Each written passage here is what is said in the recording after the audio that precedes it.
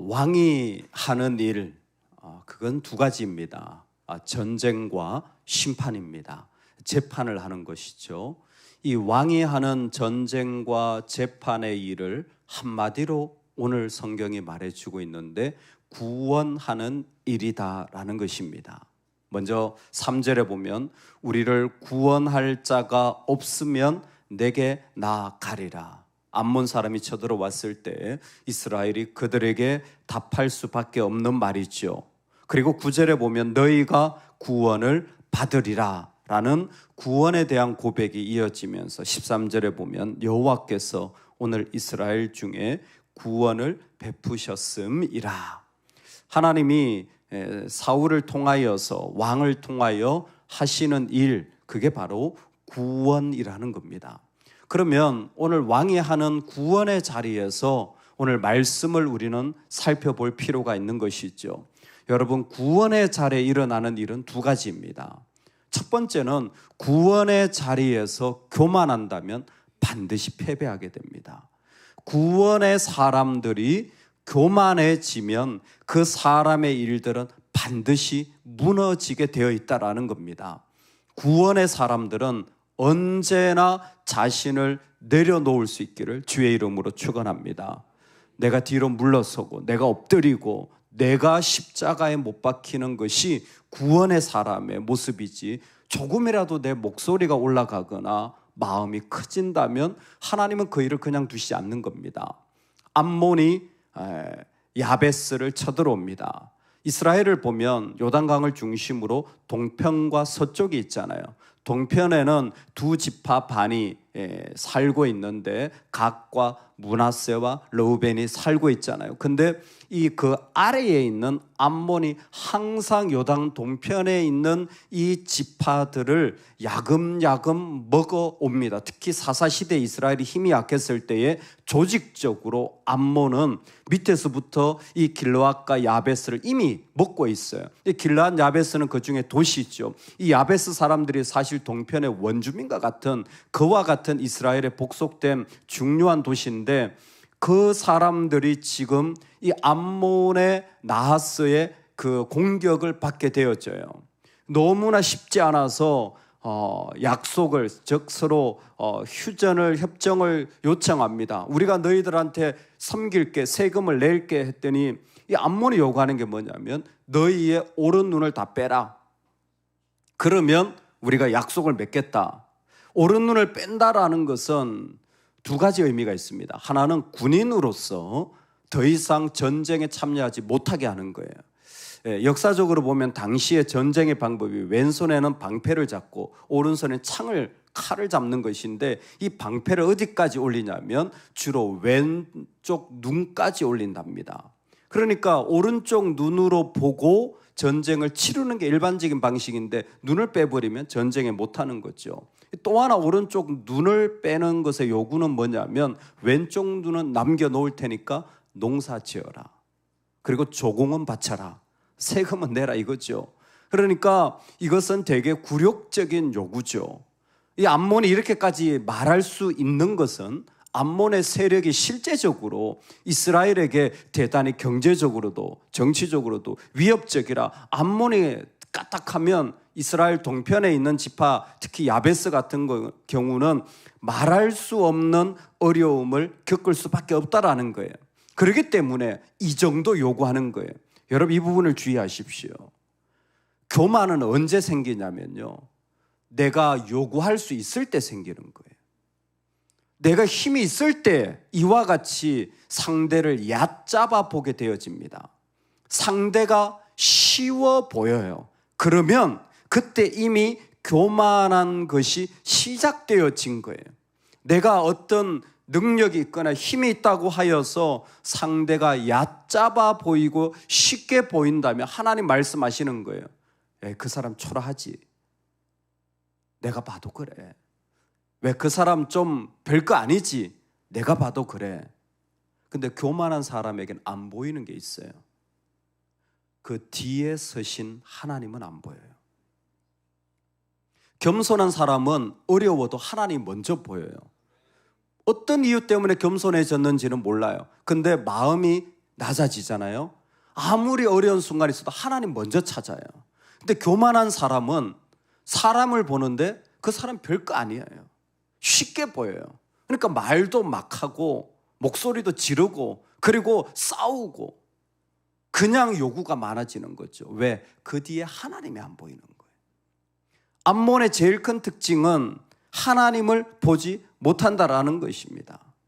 사실 하나님은 이스라엘을 기브아에 이 사실을 보내서 기브아에서 이 소식을 듣고 그 가운데 33만 명의 군인을 모아서 길르앗 야베스에게 말해가지고 그 전투를 이기게 하시는 하나님이십니다. 사울은 그 일들의 사용을 받아서 이 첫 번째 왕으로서의 일들에 너무나 놀랍게 사용되어집니다. 여러분, 하나님이 지금도 하나님의 사람들을 들어서 사용하셔서 그들을 부르시는 겁니다. 이건 사울도 똑같고 암몬도 똑같은데 하나님이 사용하실 때, 하나님이 부르실 때에 제일 필요한 것은 더욱더 겸손해지는 거예요. 여러분, 조금이라도 여러분이 건강해지시거나 조금이라도 물질을 더 가지거나 시간을 조금 더 가지거나 내가 섬기는 자리가 조금이라도 더 많다면 제일 필요한 일은 내가 더 겸손해져야 돼요. 내가 더 엎드려져야 돼요. 그래야 하나님 보입니다. 아니면 하나님 안 보여요. 그래서 오늘 이 암몬의 이야기는 정말 교만하게 눈 빼라 라고까지 얘기하는 이 암몬이 마지막에 가보면 사울이 세대로 새벽에 그 새 조직으로 바꾸어 이스라엘을 데리고 가서 새벽에 가서 다 진멸시켜 버리는 거예요. 즉 교만은 반드시 패배한다는 거예요. 교만을 하나님이 절대 그냥 두시지 않습니다. 어떤 모습이든 교만한 사람은 하나님 반드시 그 모든 것을 잃어버리게 만드는 거예요. 그 사람의 영광도, 그 사람의 섬김도, 그 사람을 다 잃어버리게 만들어요. 교만은 하나님 앞에서 설 수 없습니다. 특별히 우리가 하나님 앞에 무엇인가 더 부름받고 섬기려고 할 때 하나님 앞에서는 더 엎드릴 수 있기를 소망합니다. 아멘. 구원을 할 때 구원의 사람들에게 하나님이 주시는 것이 있다면 더 겸손해지라고 부르시는 거예요. 두 번째, 여러분, 구원의 자리가 일어나면요, 하나님의 영으로 구원의 사람을 사용하십니다. 하나님의 영은 지금도 그 은혜로 교회를 세워나가시는 거예요. 이게 교회 안에 있는 은혜와 은사의 비밀이에요. 하나님이 교회를 시작하게 하실 때 그 안에 은혜를 주셔서 그 사람들로 교회가 이루어지게 하시고 교회를 만들어 가시잖아요. 근데 그 하나님의 영이 임할 때요, 오늘 사울을 보면 이 질문을 하지 않을 수가 없습니다.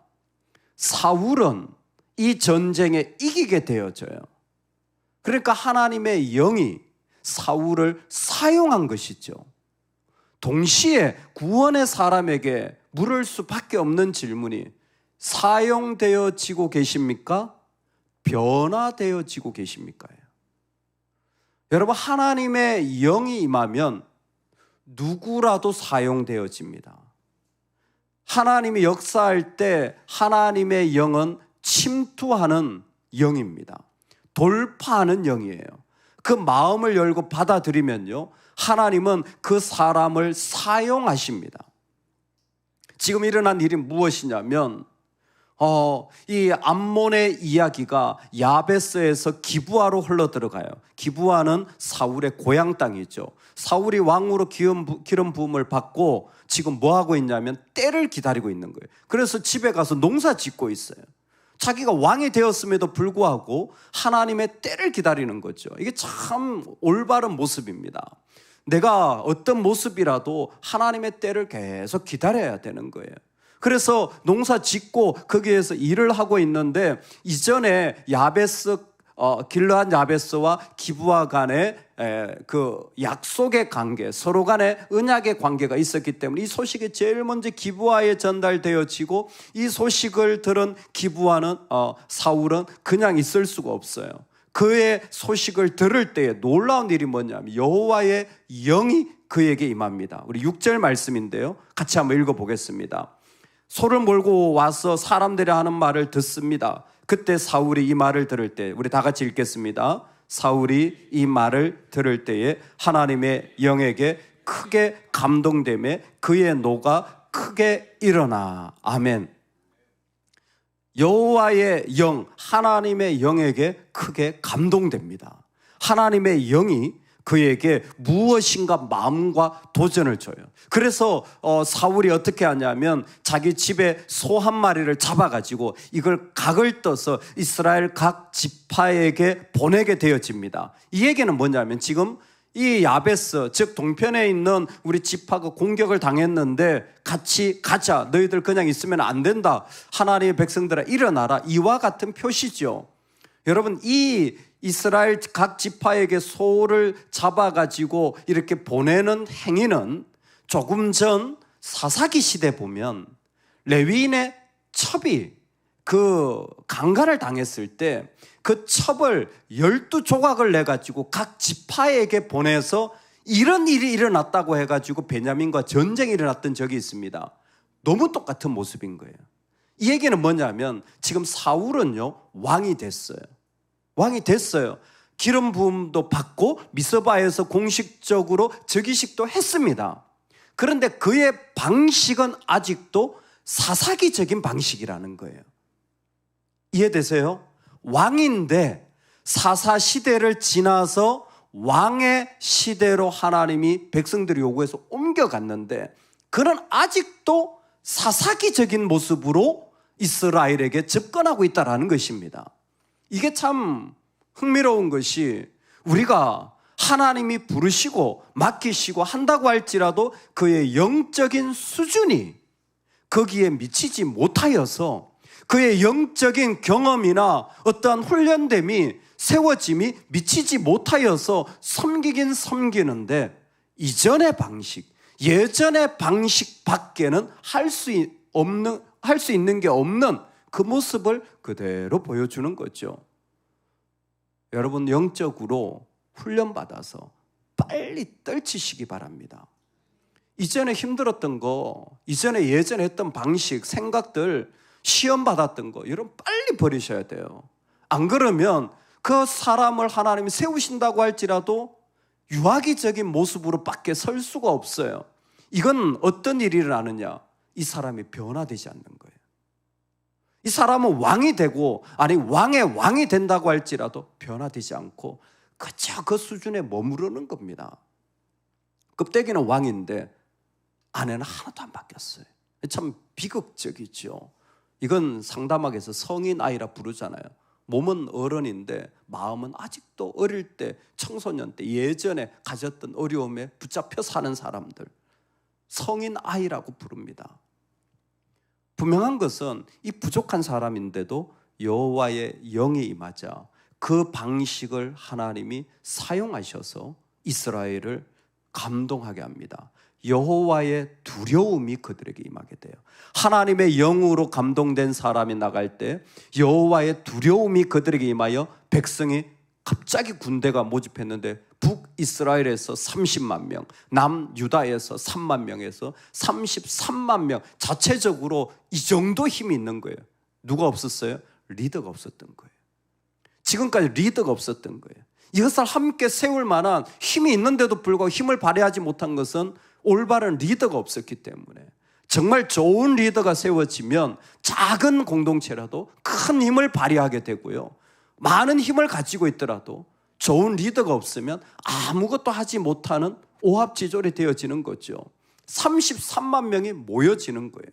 이 33만 명이 딱 모여지자 사울이 소식을 딱 전하는 거예요. 야베스에 몰래, 야, 우리가 군대가 준비됐다. 두 번째, 너희들은 뜨거운 날 우리가 공격할 때니까 해가 뜨거든 너희들은 다 준비했다가 내리 쬐일 쯤에 우리가 싸움을 시작할 때니까 준비하고 있어라. 그러니까 해가 뜨면 우리가 싸우겠다라는 거죠. 그래서 딱 준비를 하고 있는데 야베스가 거짓 정보를 암몬에 보내는 거죠.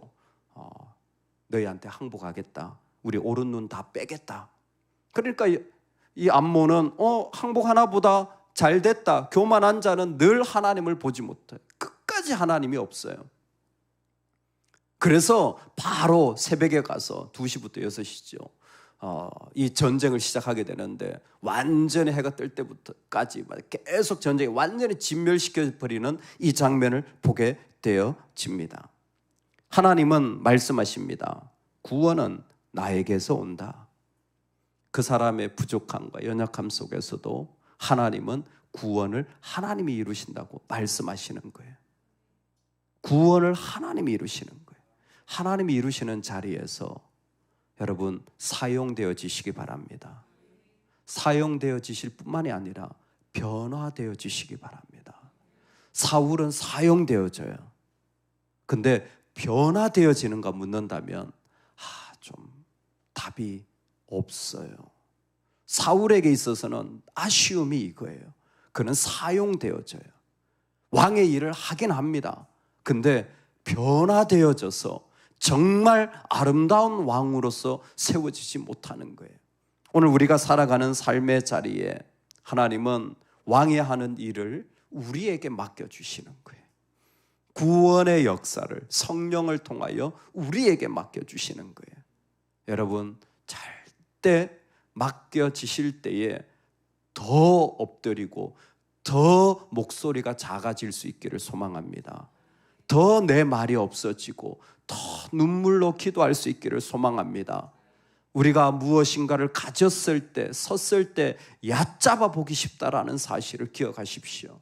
그게 대상이 누구라도 쉽게 그렇게 보일 텐데 아니요, 나에게 더 주셨을 때 더 엎드리는 은혜가 필요합니다. 하나님의 영은 지금도 하나님의 주권적인 역사로 사용하실 수 있어요. 사울 같은 사람도 사용할 수 있고 우리도 하나님이 사용하실 수 있어요. 여러분 마음을 여시고 하나님께 나아가시면 하나님의 영이 우리를 사용하실 줄로 믿습니다. 동시에 우리가 기도할 것은 오늘 말씀 가운데 하나님, 내가 사용되어질 뿐만이 아니라 변화되어지게 해주세요. 내가 주님 닮아가게 해주세요. 내가 정말 미성숙한 모습으로 계속 있는 것이 아니라 내 안에 새로운 주님을 닮은 모습으로 하나님 더 아름답고 풍성한 모습으로 나의 모습이 변화되게 하여 주옵소서. 우리 기도하는 하루가 되기를 소망합니다. 아멘, 아멘.